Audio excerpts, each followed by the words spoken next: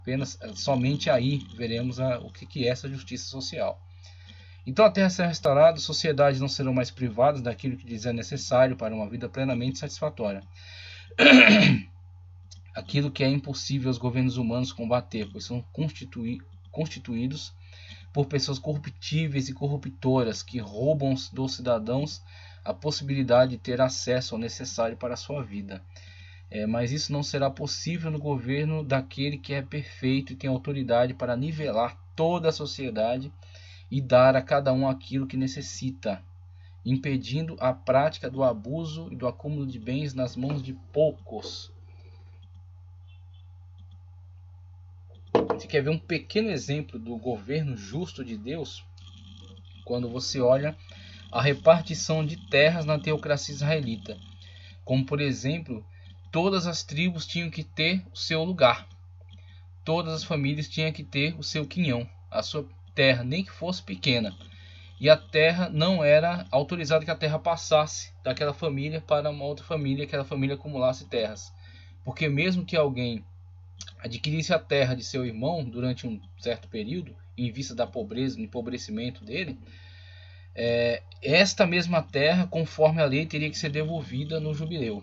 Então, a cada 50 anos, a celebração do jubileu e a devolução, tá certo? Para o dono original, a família original, representantes daquele dono original. Para que então todos os israelitas tivessem o seu lugar, tivessem o seu meio de sustento. Tá ok? Então veja que Deus já trouxe a existência, trouxe a vida, né, a vida humana, o exemplo, né, a demonstração do que é o seu meio de governo, a sua forma de governo, através da teocracia israelita, que teria que ser referencial para todos os povos. Mas que infelizmente, em virtude da falha, né, em virtude da falta de compromisso, acabou ruindo. Mas o exemplo ficou. E isso que já foi realizado naquela situação será plenamente realizado agora quando aquele que estiver à frente do governo imporá. Aí a questão não vai ser mais, não, façam, né, por causa da lei, por causa disso, daquilo. Não, será feito e pronto, acabou-se. É dessa maneira que será. Uma vez que ele tem autoridade para isso, como diz, foi mencionado aí, ele tem a vara de ferro, ele quebra todos esses vasos de barro, quebra toda a resistência, ou seja, imporá esse meio de justiça, e esse meio igualitário de repartição, onde todos terão aquilo que é necessário para a sua vida e para viver bem. Então temos aí a perspectiva para o reino milenar, a teocracia plena, a teocracia universal no tempo escatológico. Dando sequência ao nosso estudo, a teocracia, né, o governo de Deus sobre a história, conforme o título. A definição theo, Deus, kratia, governo. Governo centrado nas leis de Deus e exercido por seus sacerdotes. O período onde a teocracia mais sobressaiu no Antigo Testamento foi na judicatura de Samuel, que atuava não somente como profeta, mas também como sacerdote e chefe de Estado. A teocracia será o governo adotado por Cristo no milênio, com vara de ferro. Levará as nações a reconhecer a soberania divina sobre a história e sobre os negócios humanos. Então temos a definição tirada do Dicionário de Teologia de Claudionor. A introdução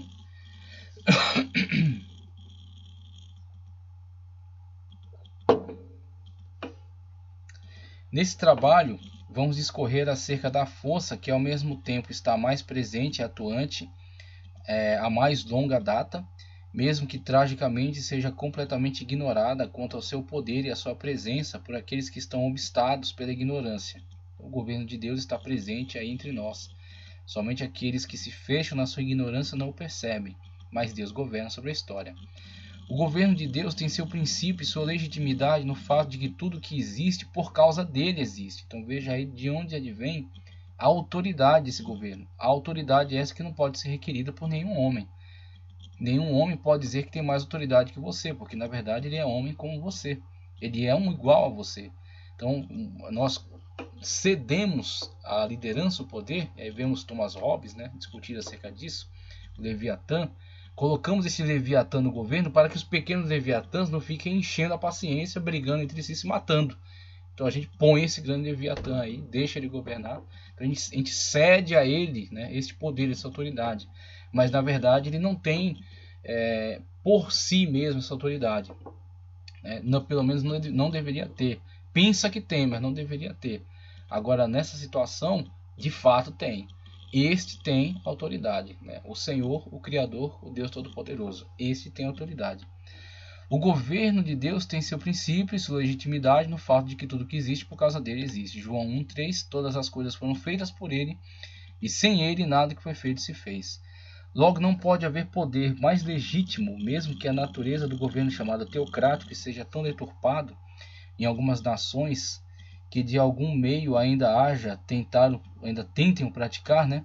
No entanto, a sua mais pura e autêntica forma está fundada sobre a inquestionável autoridade da qual emanou a sua primitiva ação entre os israelitas. A gente viu aí a demonstração, né, do governo de Deus entre os israelitas, que por falta de comprometimento com as ordenanças e com o pacto, né, com a aliança firmada no Sinai, não o puderam sustentar, sucumbindo às demais formas criadas pelos homens. Então, em detrimento, né, daquela forma de governo que seria muito benéfica para eles, que inclusive visualizava a repartição de poder, né, entre os homens, um meio, né, de comunhão, de comunidade.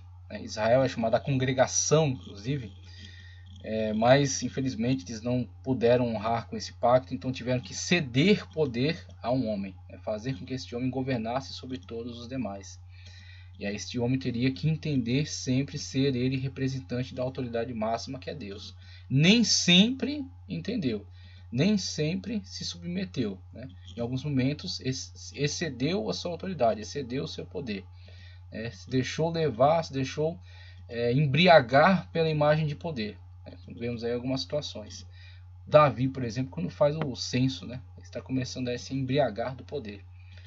Mas vemos que essa situação do governo da monarquia, ela traz alguns prejuízos, como informado aí por Samuel, mas também viabiliza uma ação mais centralizada, uma ação mais eficaz no que diz respeito à defesa das fronteiras, organização de um exército regular, né, com recolhimento de impostos. Então tem toda essa questão que os israelitas optaram então pela monarquia, mas que não deixam de ser de alguma forma legitimadas pela anuência daquele que de fato detém os rumos da história. Então, mesmo que não seja o plano perfeito de Deus, é a sua permissão, e é isso que nós temos enfatizado, que Deus está no controle da história. Nem sempre é o seu plano perfeito que está em ação, mas ele está permitindo algumas situações, e ele, ao final, demonstrará então que os seus planos não ruíram, seus planos não foram impedidos, mas que ele mesmo diante da falha humana, mesmo diante dos desvios humanos, ele consegue pôr em funcionamento, pôr em exercício todo o seu plano. Como nas salutares palavras do Mestre, João 19:11a, respondeu Jesus: nenhum poder teria sobre mim se de cima não te fosse dado. Quando responde aí a ingênua indagação de Pôncio Pilatos, que diz: tenho poder para te libertar ou para te condenar. E aí Cristo o alerta acerca desta realidade maior. Nenhum poder teria sobre mim se do céu não te fosse dado. Então você está dentro de um plano maior, meu filho. Então segue o jogo aí, viu?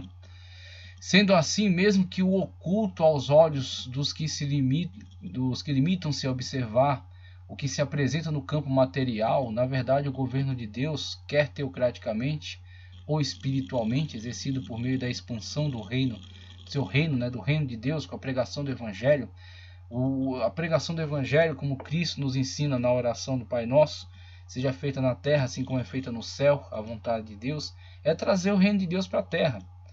É isso, o reino de Deus está entre nós, o reino de Deus somos nós. Nós estamos inseridos no reino de Deus, o reino de Deus está dentro de nós. Onde nós estamos, somos representantes do reino de Deus, da luz, né, que é o reino de Deus em meio às trevas. Então temos aí reino de Deus. O conceito de reino de Deus é maior do que o conceito de igreja local. Igreja local, rol de membros, placas, CNPJ, tá? Então, acima do conceito de igreja local está reino de Deus. Então, primeiro você é integrante do reino de Deus. Primeiro você é parte do corpo de Cristo. A cabeça é Cristo, tá? Aí, como parte do corpo de Cristo, como membro do corpo de Cristo e como integrante do reino de Deus, você é também participante de uma igreja e está no hall de membros. Mas primeiro você está no reino de Deus. E aí, como representante do reino de Deus, é que você tem que viver na terra. e a admissão constante de súditos que alegre e fielmente se dispõem a viver como servos e servas de Deus. Está este governo sempre presente, atuando diretamente e indiretamente, mas com perfeita autoridade, conduzindo a história humana para seu irrevogável fim. Quando então, conforme apontado profeticamente, quando chegar a hora determinada pelo soberano, o cetro será entregue a Cristo. Todos os joelhos se dobrarão e os filhos de Deus resplandecerão, e com ele reinaremos no mais perfeito governo que a humanidade jamais viu, o milênio. Então temos aí a meta, né? O milênio futuro, quando Cristo estabeleceu seu reino sobre a terra e reinar com vara de ferro, e nós juntamente com ele, numa terra totalmente transformada, num governo justo, um governo igualitário e um governo que trará grande bonança para a humanidade. Somente colocando aí a título de informação as definições de Aristóteles acerca das formas de governo. Então, para Aristóteles, reconhecido como fundador do pensamento e da ciência política, as formas de governo são subdivididas em dois grupos de formas puras e de formas desviadas, sendo as formas puras de governo a monarquia. Então temos aí a forma legítima, coloquemos assim, a monarquia legítima, governo de um só. A aristocracia, governo de poucos ou dos melhores, dentre aqueles que são mais capacitados para o exercício desse governo. Ou a democracia, o governo do povo, né, quando o povo então vota e elege seu representante. As formas impuras de governo, então as deturpações. A tirania, governo de um só para o seu interesse ou de um grupo familiar. Então, na tirania ele toma o poder. Na monarquia o poder lhe é dado, lhe é cedido. Então como Israel, escolhemos um rei, né? Vamos eleger um rei. Então o rei é colocado no poder, e aí o rei estabelecerá sua dinastia, preparará seu filho para dar continuidade ao seu governo, até que diante de alguma situação, um revés, a dinastia cai e sobe outra dinastia. Então aquele governo centraliza o poder na mão daquele monarca, tá certo? Agora, em outra situação, alguém que não é quisto pelo povo, alguém que o povo não admite, mas consegue impor o seu governo, consegue impor sua autoridade. Então torna-se tirânico. Ele é um governante tirânico, governa para o seu interesse. A oligarquia, governo de poucos para o seu interesse. Então temos aí as formas oligarcas de governo, quando um grupo consegue monopolizar, né? Então ele tem o monopólio do poder. Então temos as oligarquias no âmbito político, mas hoje é muito mais comum as oligarquias no âmbito econômico, né? Então temos aí uma oligarquia que se estabelece, consegue monopolizar todo aquele comércio e consegue então usurpar, né, do povo, colocar a sua margem de preço, inclusive até abusando muitas das vezes, né, do povo para enriquecimento de determinado grupo. E a politeia, governo exercido pela maioria para oprimir a minoria. Então, na politeia temos aí quando minorias são esmagadas, né, por causa da intolerância de uma maioria que se colocou no poder. Agora hoje tem que criar até uma quarta categoria, que não sei nem que nome poderíamos dar, mas temos hoje a situação extraordinária de uma minoria oprimindo uma maioria. Infelizmente temos hoje esse quadro terrível, onde algumas minorias conseguem ascender ao poder e por meio desses mecanismos de governo impõe a sua ideia à maioria, né? Faz com que a maioria seja calada por causa da imposição que elas colocam e das formas de punição, né? Por meio da instrumentalização do Estado por algumas ideologias, por exemplo a ideologia de gênero. Então, inclusive, se não houvesse muitas movimentações hoje na política, está bastante agitada, teríamos aí muita imposição de ideias que são rejeitadas pela grande maioria das pessoas. Ideias que estavam para ser impostas aí, né? Ideias que estavam para ser empurradas goela abaixo, mas que foram, de certa forma, resistidas por causa de movimentações que foram feitas aí no âmbito da política, né? Então, dando sequência, vemos aí esse quadro, né? Vemos a introdução acerca desse estudo. E a partir desse quadro temos o governo de Deus sobre a criação primeiro, né? No âmbito da criação de modo geral, a teocracia universal. No Salmo 148, veja o que diz: louvem o nome do Senhor, pois mandou e logo foram criados. e os confirmou eternamente para sempre, e lhes deu um decreto que não ultrapassarão. Louvai ao Senhor desde a terra, vós, baleias, e todos os abismos, fogo e saraiva, neve e vapores, vento tempestuoso que executa sua palavra, montes e todos os outeiros, árvores frutíferas e todos os cedros, as feras e todos os gados, répteis, aves, voadores, reis da terra, todos os povos, príncipes e todos os juízes da terra, moços e moças, velhos e crianças, louvem o nome do Senhor, pois só o seu nome é exaltado, a sua glória está sobre a terra e o céu. A declaração enfática, né, do salmista acerca do governo universal de Deus, como Deus de fato governa sobre toda a criação. E como falei atrás, mesmo que alguns estejam fechados dentro da sua própria ignorância e não queiram ver a realidade, Deus está governando sobre tudo, sobre toda a história. Mesmo diante da situação em que nem tudo é a sua vontade perfeita. Algumas coisas são sua permissão diante, né, da revolta, diante da insubordinação do homem e da não aceitação do plano perfeito. Então o homem causa males para si e para os demais que estão à sua volta, mas tais males não passarão desapercebidos à justiça de Deus. Deus exercerá o seu juízo no momento certo, porque o tempo de Deus, né, como sempre tenho dito, o tempo de Deus não é o tempo cronos, o tempo ao qual estamos ligados. Então nós estamos presos, né, ao tempo cronos e pensamos que Deus está demorando. Mas na verdade Deus está operando dentro do tempo kairos, ou seja, dentro do tempo oportuno. O momento que Deus julga ser o momento certo para a sua ação, no momento em que Deus entende que será correta a sua intervenção. E quando ele intervir na história de uma forma definitiva, ele estabelecerá a sua justiça plena. E aí a sua vontade será exercida de uma forma completamente perfeita, né? Plena, total. Será implementada de uma forma plena, total. No momento kairos, no momento oportuno, no momento que Deus entende ser o momento correto. Então, temos que aguardar o tempo de Deus. Essa é a questão. Temos que aguardar o momento de Deus. Veja aí, a partir dessas declarações do salmista, temos aí um quadro onde vemos que Deus está dentro do âmbito da eternidade.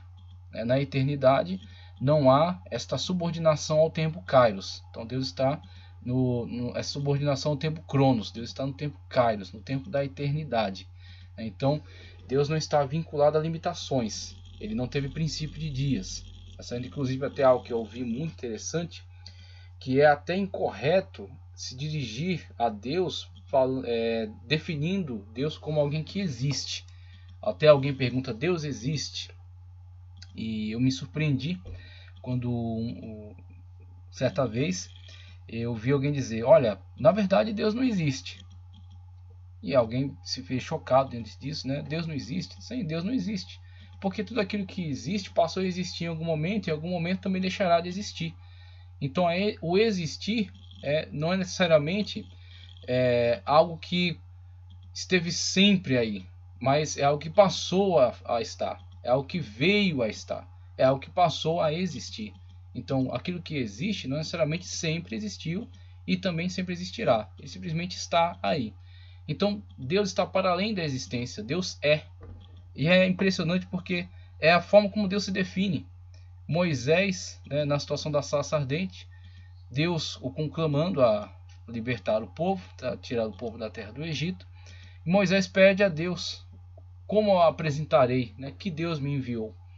E aí Deus, quem melhor podia definir, né, acerca dele, senão ele mesmo, diz: eu sou o que sou.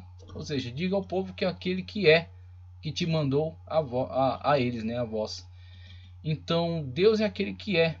Deus é Deus é aquele que cede existência a tudo que existe, porque é aquele que é, tá certo? Então, além do existir, Deus é.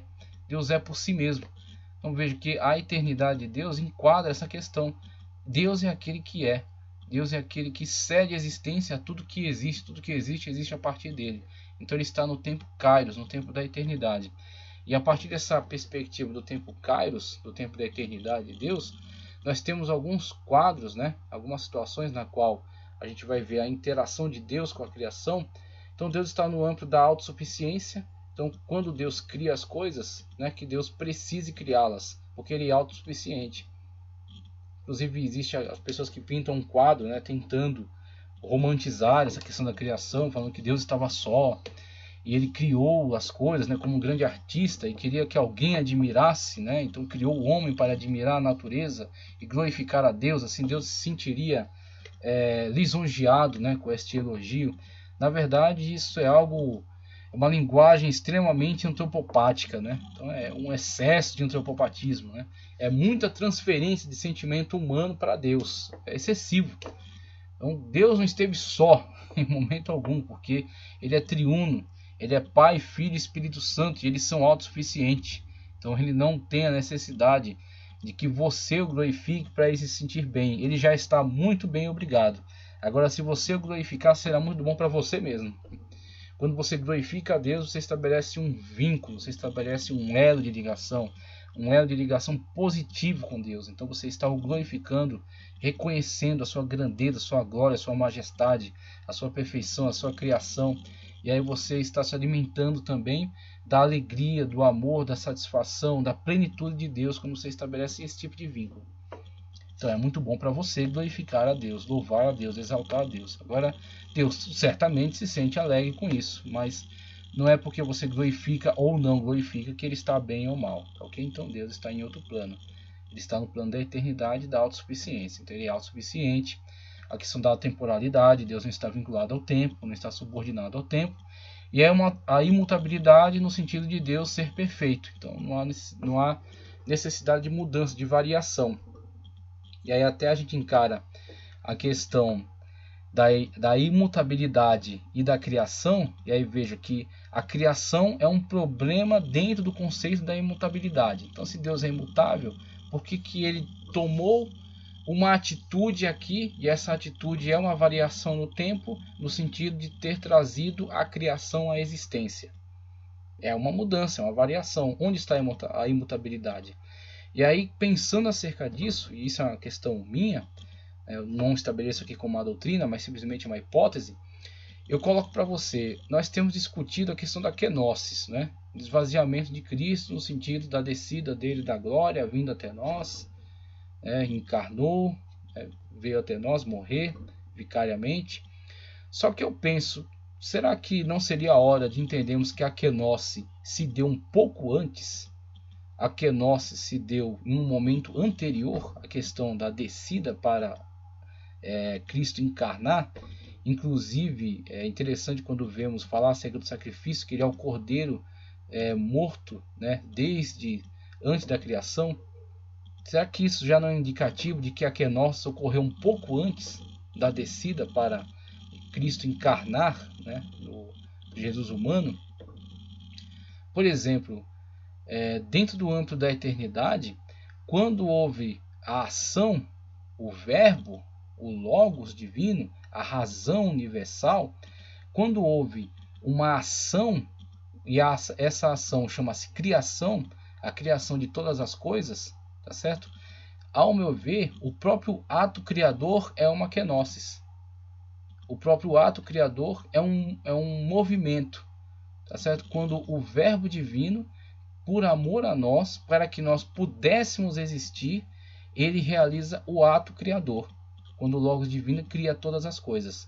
Então Deus não precisava criar essas coisas, mas para o meu bem, para que eu pudesse existir, para que eu pudesse gozar desta presença de Deus, para que eu pudesse ter possibilidade de existência, o Logos divino, e ao meu ver, naquele momento, já no movimento kenótico, saindo da sua glória, saindo da sua imutabilidade, da sua atemporalidade, ele realiza o ato criador. Tá ok? Quando traz à existência todas as coisas dentro do tempo e do espaço. Então, ao meu ver, a kenosis pode ser visualizada já no ato criador, quando todas as coisas passam a existir, a partir do Logos. E aí temos aí todo o desenvolvimento com até o reino celestial, tá certo? O reino angelical, o reino celestial. Depois desse reino celestial, temos aí a questão da queda, né? A rebelião, daquele que era o querubim ungido. Alguns chamam de Lúcifer, mas é um nome muito inadequado. Então temos aí Lúcifer ligado a Rei Liu, né? aquele nome que era dado à estrela. O rei da Babilônia queria chamar-se, né, a estrela da manhã, o Rei Liu, em hebraico chamado Rei Liu, mas na verdade aquilo é uma denominação que ele dá a si mesmo, não é adequada para ele, como é inadequada também para o querubim ungido após queda, né, quando é então adequado chamá-lo de Satanás. O nome adequado é Satanás, Shatan, adversário, ou Diabolos, né, Diabolos, né, aquele que lança, né, dia, né, aquele movimento, atravessar, lançar. Então temos aí aquele que é adversário, aquele que confunde as pessoas, aquele que seduz ao engano, seduz ao erro, seduz ao mal. Então temos um nome muito mais adequado para ele, o diabo ou Satanás. Agora Lúcifer, não, Lúcifer na verdade não é muito adequado. O nome tirado até dessa questão do planeta Vênus, a estrela d'alva, a estrela da manhã. Mas passando essa questão, talvez possamos observar o movimento quenótico já desde o ato criador. Quando saindo, né, do âmbito da imutabilidade, existe aí uma mudança, existe aí um ato realizado pelo verbo, pelo Logos divino, no qual ele traz à existência todas as coisas que agora estão aí, que existem. Tanto no âmbito celestial, o reino celestial, o reino angelical, a queda do reino angelical, a criação do âmbito terrestre, tá certo? Do mundo tal qual existe, nele a nossa criação, depois a nossa queda, e vamos ter a nossa restauração, e ao final novos céus, nova terra, nova criação, quando estaremos no estado então de perfeição. Mas tudo isso em virtude do ato criador realizado pelo Logos divino num processo quenótico, no qual ele estava muito bem, Pai, Filho e Espírito Santo, ao longo de toda a eternidade, mas ele, por amor a nós, realiza o ato criador. Então é uma possibilidade, é uma hipótese, né? Podemos pensar um pouco, analisar um pouco acerca disso. No quadro acima temos a eternidade. Falar acerca de eternidade é tratar de algo que está intimamente relacionado ao mundo de Deus. Pois mesmo que a existência dos demais seres possam ser tornados infinitos, né, possam ser infinitizados, vamos colocar assim, né, se tornar perenes, eles vão tendo sequência, vão tendo continuidade. Jamais se poderá dizer que eles são eternos. É muito errado quando chamamos algumas coisas de eternas. Só há um ser eterno, a Trindade. Uma vez que tudo que existe em algum momento não existiu e teve de ser trazido à existência por alguém que tem poder para tal. E o único ser que tem tal poder é aquele único que tem a prerrogativa da eternidade. Aquele que é. Então o ser, o alto ser, aquele que é por si mesmo, é um incriado, o motor não movido, como gostava de dizer aquele da Cantuária, esqueci o nome. É Abelardo, uma coisa assim. Santo Anselmo da Cantuária, né? Gostava de dizer isso. Ou seja, a essência do ser, por meio de quem tornou-se viável todo o existir, né? Deus não apenas existe, pois o que existe, existe a partir de algum momento. Na verdade, Deus é, pois o existir depende deste ser eterno. Então, a eternidade, característica singular, característica incomunicável de Deus. Teontologia, né, fala acerca disso, características comunicáveis e incomunicáveis, né, as comunicáveis parciais, né, então aquilo que nós é parcial em Deus é integral, né, e as incomunicáveis que estão somente em Deus, por exemplo, a eternidade. Autossuficiência, né, acerca da autossuficiência podemos compreender a completude do ser divino, mesmo que alguns, talvez com boa intenção, tentem romancear o fato do ato criador de Deus em relação aos seres, dizendo que o Senhor estivesse necessitado de mostrar o seu poder e a sua sabedoria a algum ser fora dele mesmo, a fim de ser louvado e reverenciado, como se houvesse algo com uma necessidade em ser reconhecido para sentir-se realizado. Veja, a necessidade de realização que é característica do ser humano. Tem que tomar muito cuidado com a linguagem antropológica e a linguagem antropopática, porque nessa tentativa de você explicar a Deus, você acaba transferindo para Deus as suas características. Você acaba humanizando Deus, tá certo? Ou em alguns momentos deificando o homem. Então tem que tomar cuidado nessa transferência. Algumas questões, algumas características são transferidas para podermos falar acerca de um ser que está além de nós. Somos finitos e Deus é infinito. Então temos que falar numa linguagem humana acerca de Deus. Logo temos que ter a plena consciência constante de que nossa linguagem é sempre deficiente, que a nossa linguagem é sempre insuficiente e que está sempre errado no final das contas, porque Deus é infinito e Deus é perfeito e nós somos finitos e imperfeitos. Então, não conseguimos explicar a Deus. Por melhores teólogos que sejam, não conseguimos explicar a Deus. E glória a Deus por isso, que se conseguisse explicar não seria Deus, seria homem. Na verdade, esta acaba por ser uma visão distorcida do ser divino, pois dizer que há nele necessidade é o mesmo que dizer que há em seu ser alguma ausência, ou seja, a ausência de algo que seja indispensável à sua completude, o que representaria que o ser de Deus, na verdade, está incompleto, ou aguardando por algo que o realize em sua plenitude.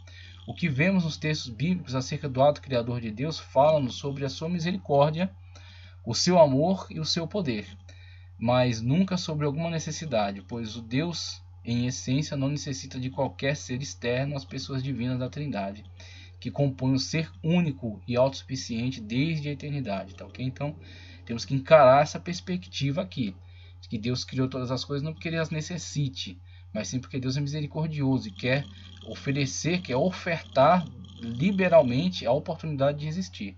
Então Deus diz, olha, vou criar a oportunidade de você existir, de você ter a chance de saber o que é Deus, saber o que é adorar a Deus, saber o que é sentir a presença de Deus, mas que eu precise de forma alguma. A temporalidade. No mesmo viés do que